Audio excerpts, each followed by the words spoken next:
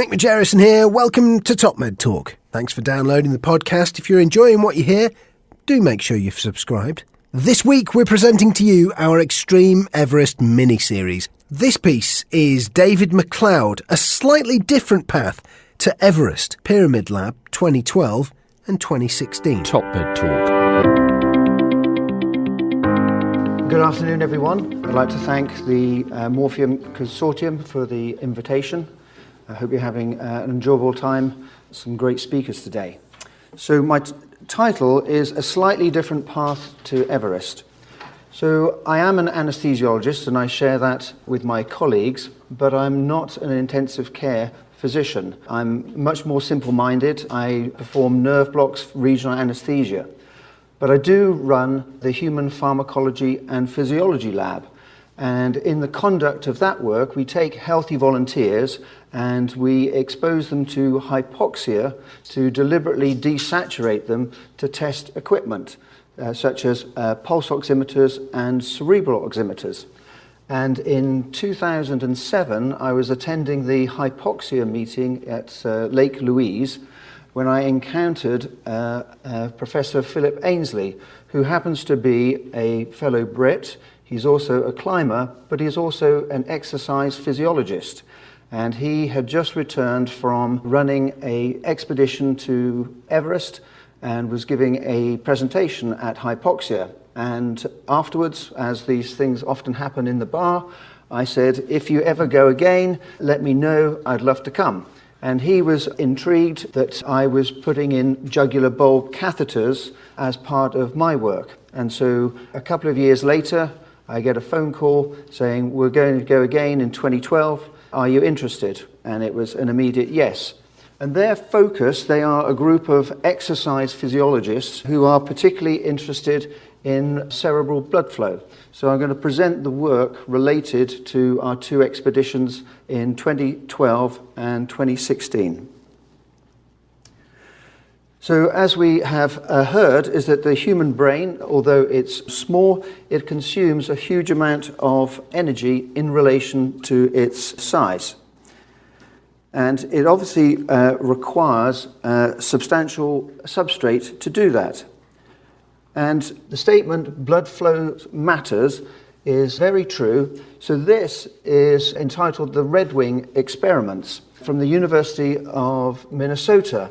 And in the 1940s, there was a problem of loss of consciousness in pilots as they were pulling high G during bombing runs. And so they wanted to investigate what was happening. So this is called the KRA cuff, after the three people who invented it. And it's a pneumatic cuff that is secured over the lower third of the neck. And there are inflation pipes, and it's pneumatic. And it rapidly inflates within 0.1 of a second, 600 millimeters of mercury, and instantly becomes an arterial and venous tourniquet. And that stops blood flow immediately. Now, I work in a human volunteer lab, and I have to approach the IRB, and I can't quite understand how I'd ever be able to get this through the IRB.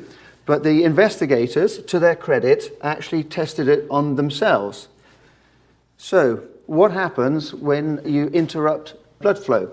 So, within 3 to 10 seconds, the subjects would become unconscious. And you would think that that would probably be the time to let the cuff down. But no, they were interested in the effects, and so they maintained the cuff up to 100 seconds before releasing it, and then there was a return of consciousness that was prompt, again within 4 to 10 seconds, with no evidence of neurological injury. So as we have heard earlier, is that cerebral blood flow is affected by both CO2 and oxygen tensions. And in our daily lives, it's the CO2 that will probably have most impact. But as we come into a region of high altitude, is that we're going to be focusing more on the left-hand side of the curve, where we have hypoxia and hypoxia. And these are two opposite effects dictating cerebral blood flow. So when I joined up with the University of British Columbia team, is that there were a whole host of studies that they wanted to conduct. And of those, I participated mostly in the brain blood flow regulation. So what happens to cerebral blood flow at high altitude? So this was first examined by Severinghaus from UCSF in the early 1960s. And this is the White Mountain Laboratory in California. And here you can see at the head of the bed is Professor Severinghaus, and the subject is Tom Hornbein, who was part of the first successful American mountaineering team to reach the peak of Everest. And at that junction, he is a first-year resident having jugular bulb sampling taken place. And what they showed is that on the bottom left-hand side is the cerebral blood flow at normoxia, and then that goes up within a short period of time of arrival. They were testing at 6 to 12 hours. There's a 25% increase in cerebral blood flow. And that over time, and in this study it was about 4 to 5 days, is that cerebral blood flow is reduced to about 13% above baseline. Now, when they did this, they used a technique in which the subjects breathed nitrous oxide for 15 minutes. And using Katie Schmidt technique, they were able to sample, and this is on the right-hand side, is an example of a jugular bulb catheter, which is inserted into the jugular vein and then advanced up to just below the base of the skull. And so that's one technique for estimating cerebral blood flow. There are other techniques, and Chris has mentioned about transcranial Doppler, and the other technique is to use Doppler to measure flow within the internal carotid and the vertebral artery.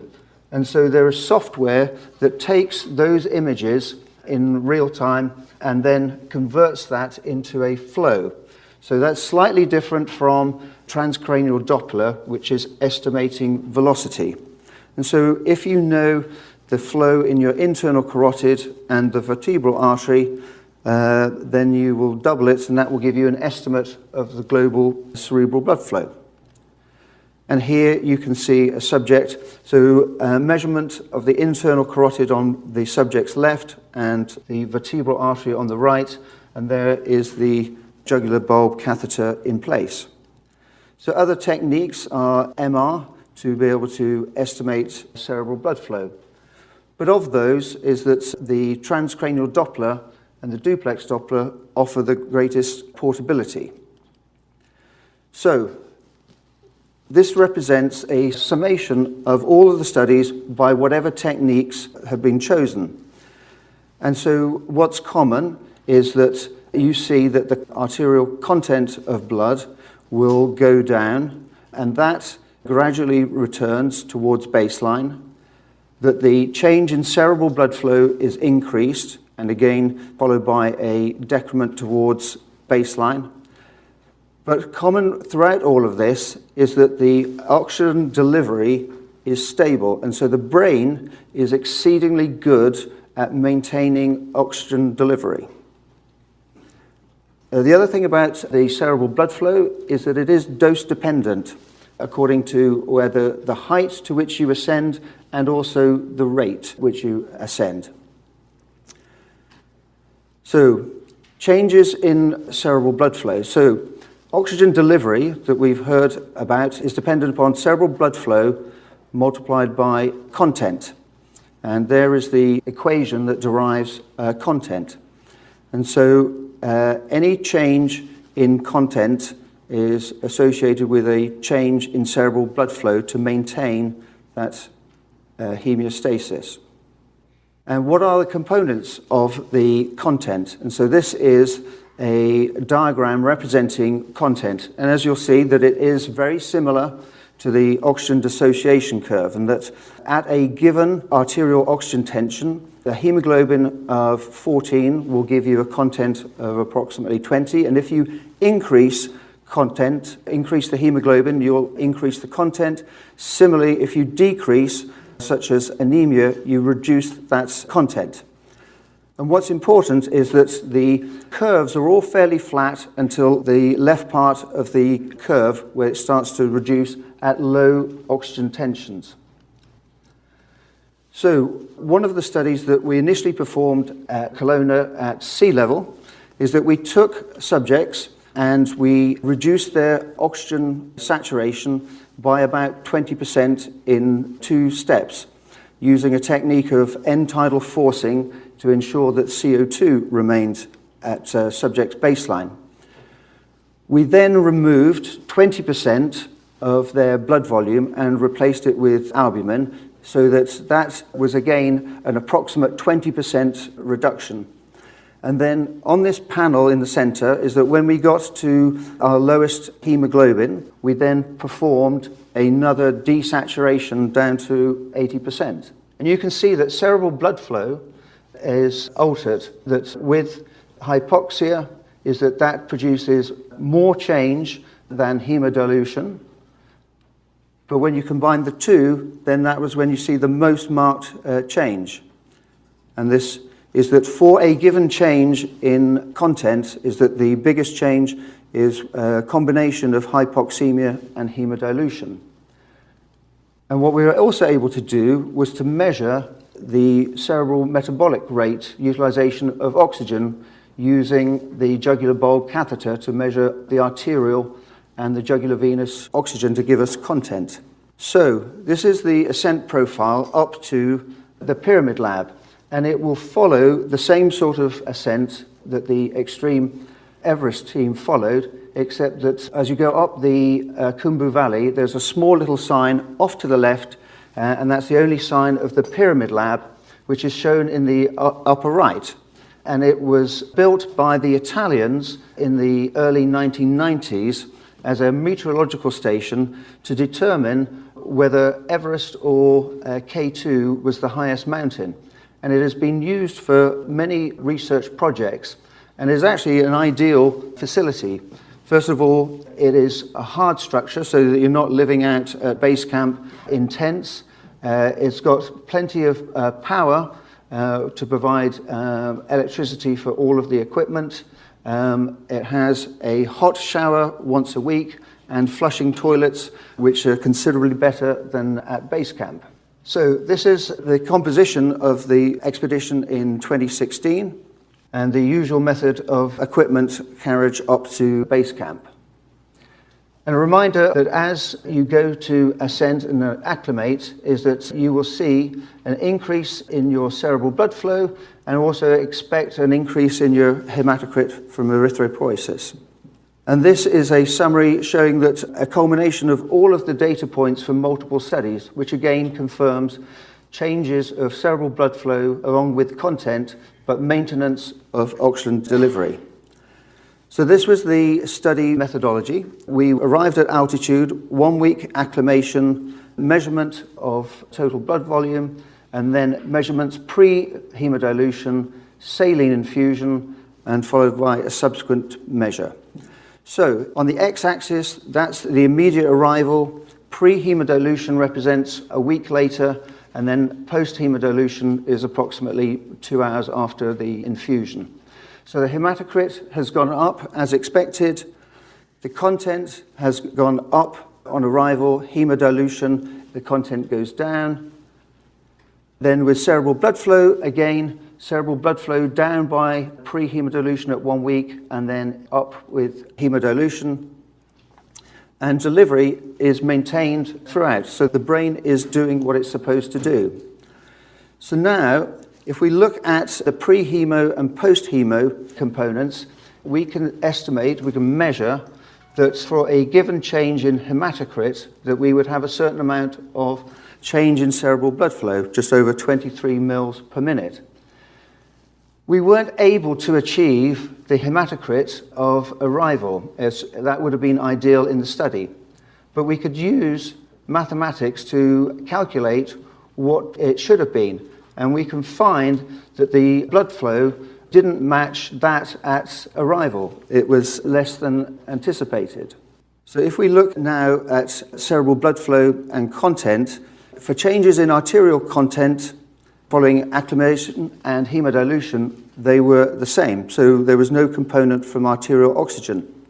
So we do know that the change in cerebral blood flow could not be accounted for completely by the change in the hematocrit.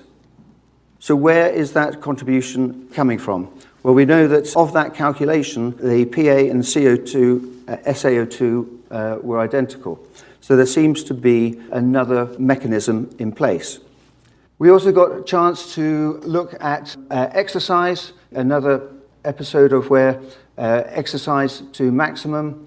This is at pre-deployment at sea level, and you'll see that as reached maximum workload, cerebral blood flow was maintained, and the cerebral oxygen delivery, despite the hypoxia, was also maintained. What about regulation in cerebral blood flow in the Sherpas?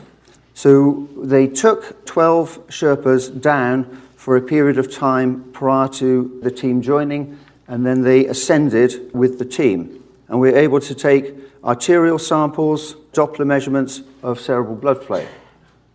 In this study, you can see that there is a difference between Sherpas and lowlanders, but on the bottom panel, that's the point at which the delivery is significantly different from lowlanders. So Sherpas do have a lower oxygen delivery. And then this is where we took Sherpas and after 2 weeks compared lowlanders at 2 weeks to the Sherpas who had ascended with the party, and then compared them to Sherpas who had previously been at about 3,500 feet and then within 1 day had joined us at 5,050 meters. And the bars at the top show significance. And so you can see that the Sherpas show a significant difference following acclimation between lowlanders and Sherpas, and that the Sherpas who had just ascended showed no difference to those who had been there already. So, in summary, there is a complex integrated response to maintain cerebral oxygen delivery. Following ascent and acclimatization, the cerebral blood flow reduction accounted for predominantly by changes in hematocrit, but other mechanisms as yet unknown are involved, and that the Sherpas exhibit differences in cerebral oxygen delivery when compared to lowlanders. Okay, thank you very much. TopMed Talk. Don't forget you can meet the TopMed Talk team, ebpom.org/meetings. Our next big event takes place between the 28th and the 30th of September. EBPOM USA Chicago Masters Course, a perioperative care practicum.